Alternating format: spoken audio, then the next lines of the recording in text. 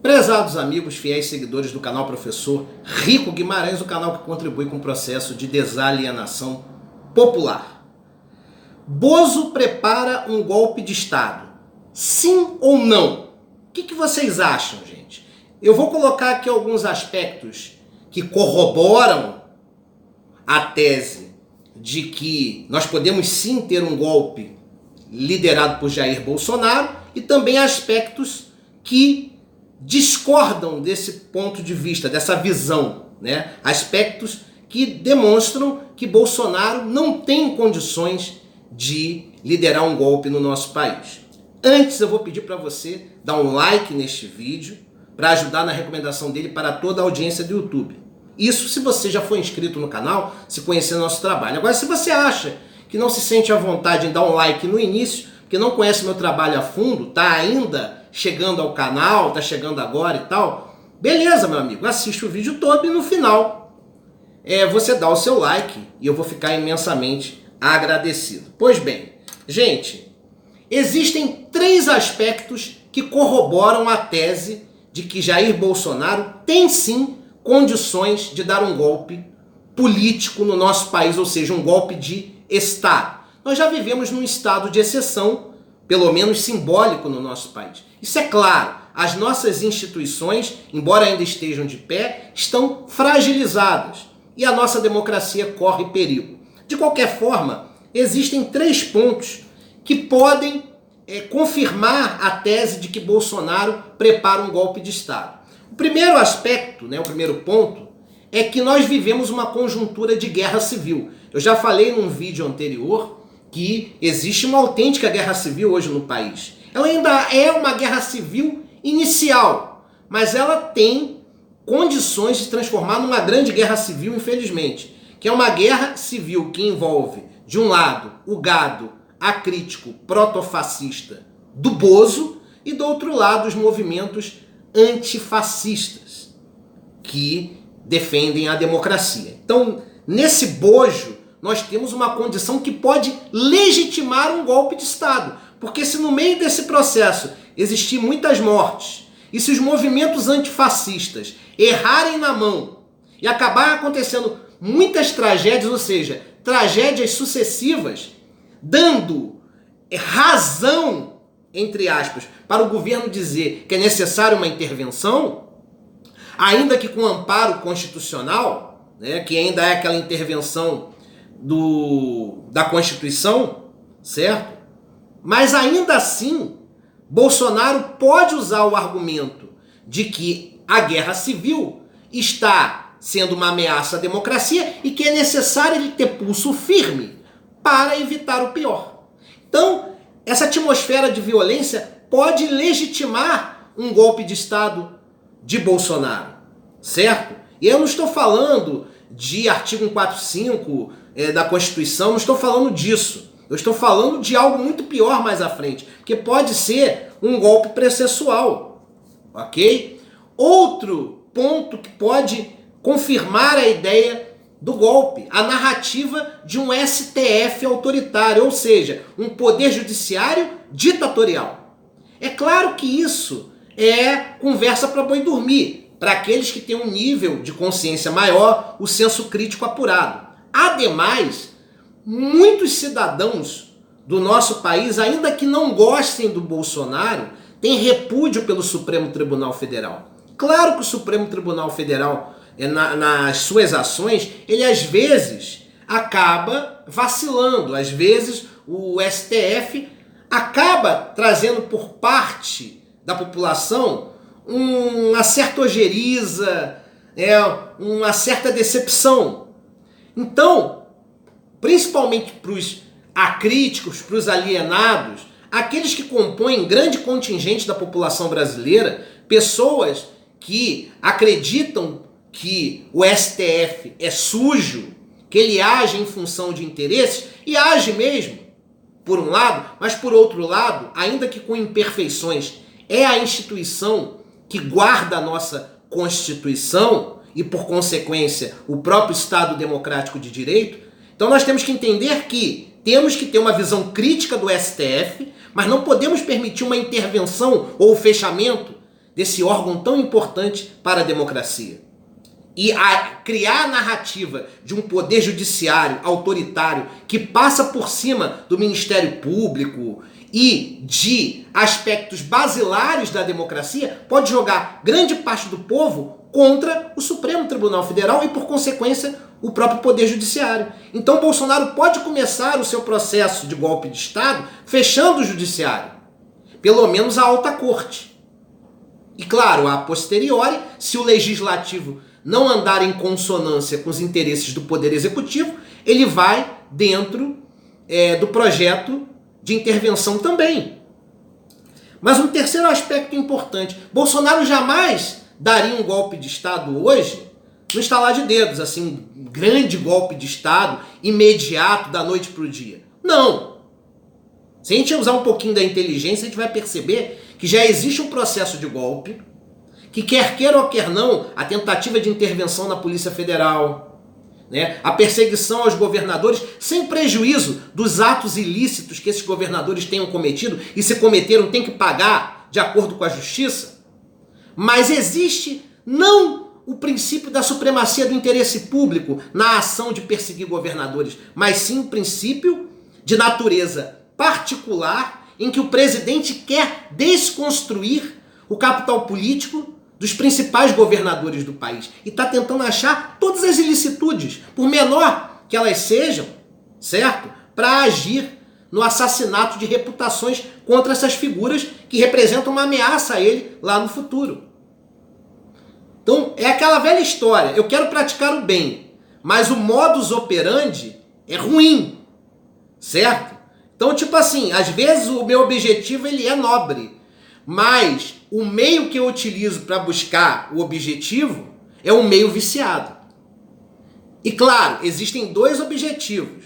Um objetivo é desconstruir reputações. E o outro objetivo, ainda que falso, hipócrita, é mostrar para o povo que se combate a corrupção e os atos desvirtuados do país. Então Bolsonaro quer vir numa linha de mão dupla. De um lado, ele vai adoçar o povo com a ideia de que está combatendo a corrupção, e do outro lado ele acaba assassinando reputações e desconstruindo o capital político eleitoral desses políticos que são uma ameaça a ele. Ok?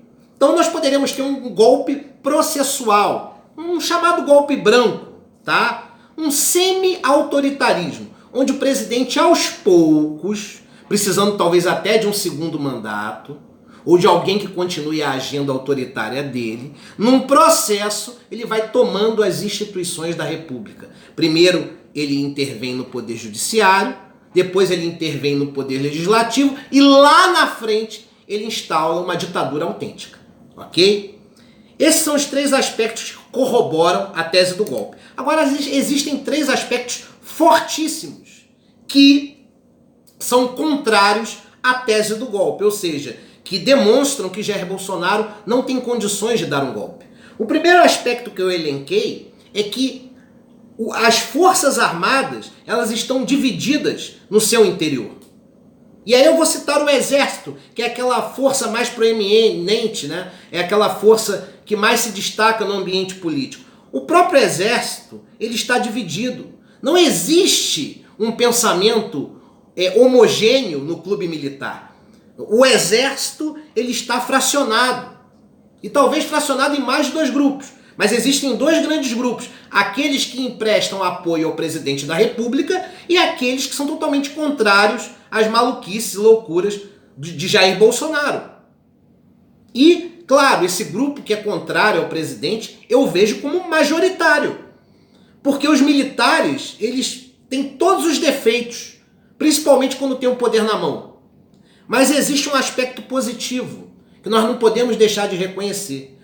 O militar ele é um patriota e, acima de tudo, ele exige formalidade nas ações de um mandatário, que é o que Bolsonaro não faz. Os militares, em sua maioria, não confiam em Jair Bolsonaro. Mas existe um grupo pequeno, porém histriônico, barulhento, liderado pelo general Heleno, que foi o cara que elaborou os dossiês contra Wilson Witzel, contra Sérgio Moro, que vai ser usado mais lá na frente, contra João Dória, contra alguns políticos de esquerda, vários dossiês estão guardadinhos. O primeiro que está sendo aberto é o dossiê contra o Wilson Witzel, que é aquele que precisa ser eliminado primeiro, já para cortar o mal pela raiz. Porque ele faz parte o quê?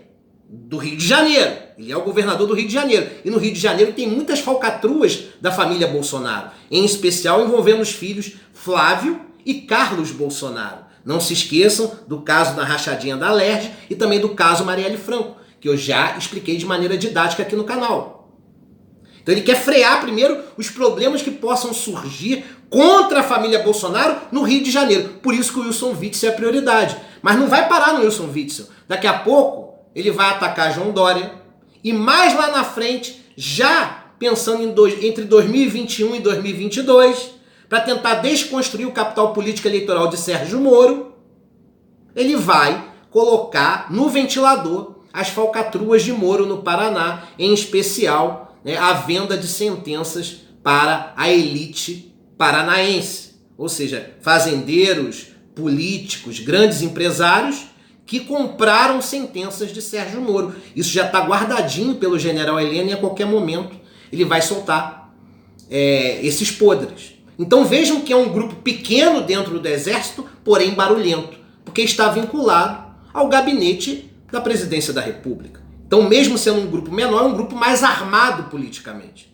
Mas não há unanimidade dentro do Exército, tampouco nas Forças Armadas em geral. Por isso que eu acho que Bolsonaro não consegue se sustentar, porque na história, se nós analisarmos todas as conjunturas históricas, em especial as conjunturas políticas do nosso país, nós vamos observar que Getúlio Vargas, quando deu um golpe, primeiro o de 1930, ele precisou do apoio do Exército, de grande parte desse Exército, que já fazia parte do movimento tenentista na década de 20. Depois, em 37, após o Plano Cohen, ele vai, no caso, também ter o apoio fidedigno de grande parte do Exército, quase todo ele. Então, Getúlio Vargas sustenta o Estado Novo com apoio militar, embora a ditadura dele não tenha sido de natureza militar, foi uma ditadura civil. Depois, você vai ter também, em 1964, um golpe civil-militar que teve apoio de praticamente 80% do Exército.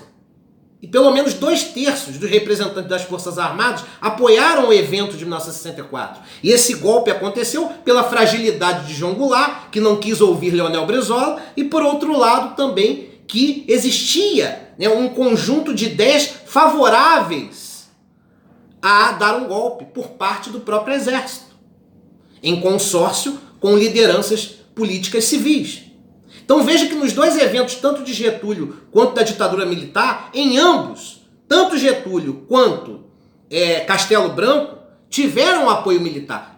Até porque o próprio Castelo já era um militar. Tá?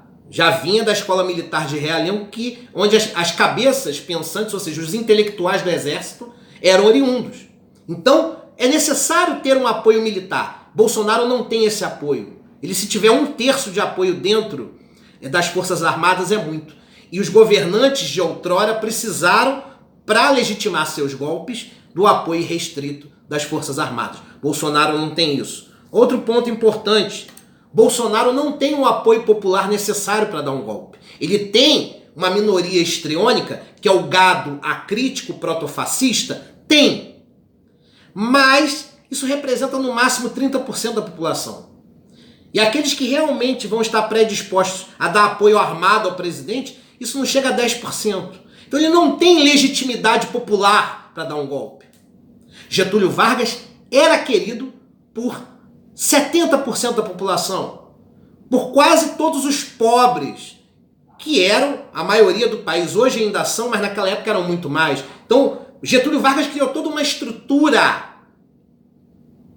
legal, política, econômica, de inserir a classe trabalhadora na política de governo. Então ele criou toda uma atmosfera que depois se voltou a favor dele, tendo amplo apoio popular contra o falso golpe comunista, contra a real ameaça fascista dos integralistas. Então Getúlio Vargas usa os medos do comunismo e do integralismo para colocar a população ao seu lado. e ele já tinha respaldo popular, porque diferente de Jair Bolsonaro, que é um entreguista, que promove uma política contra a classe trabalhadora, Getúlio Vargas sabiamente fez o contrário. Ele fez uma política que inseriu a classe trabalhadora no aparelho de Estado, que criou uma tutela jurídica de proteção dos trabalhadores, que criou toda uma estrutura para colocar o projeto nacional desenvolvimentista à frente.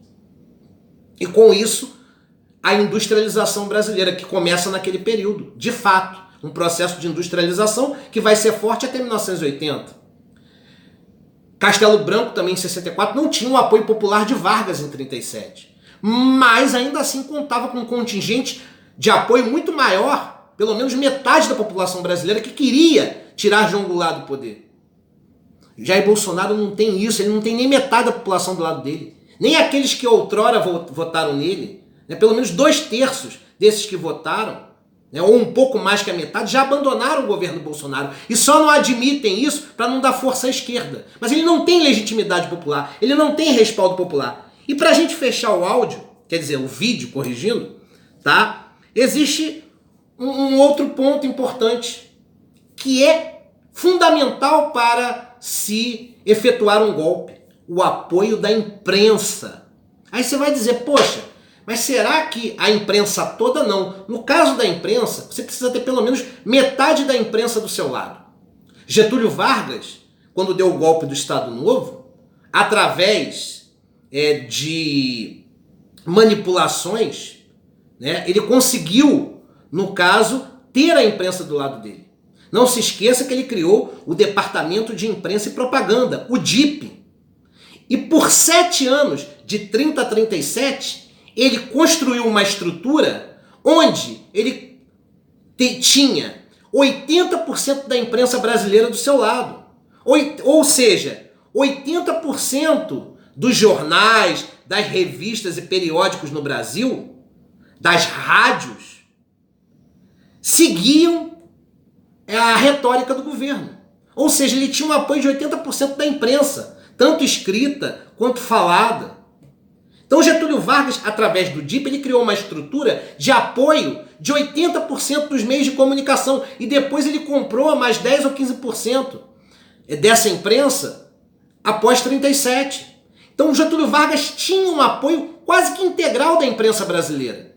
E aqueles que faziam oposição a ele dentro da imprensa era uma minoria insignificante. Então ele tinha todo um cenário de apoio da imprensa e a imprensa fazia a propaganda do governo dele.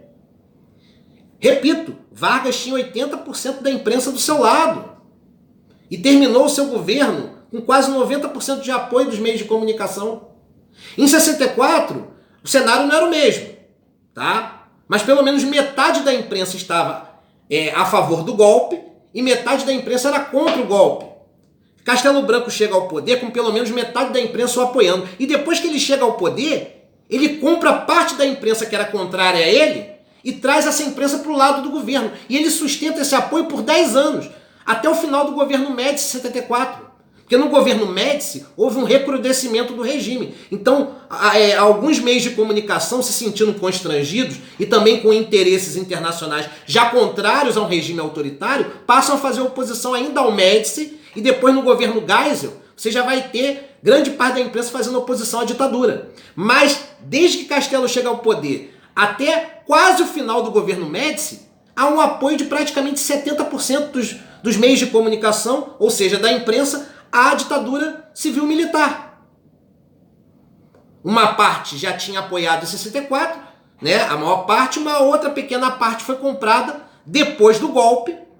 E aí, claro, isso envolve dinheiro internacional. Não foi à toa que através do financiamento norte-americano, você tem a empresa Time Life criando a Rede Globo em 1965. O que era a Rede Globo? Até então é a emissora oficial do regime e que vai apoiar esse regime por quase 10 anos. Até que essa emissora percebe que muitas das suas produções estavam trazendo prejuízo por causa da forte censura e os próprios interesses internacionais que financiavam a Globo passam a pedir para a Globo se voltar contra o regime.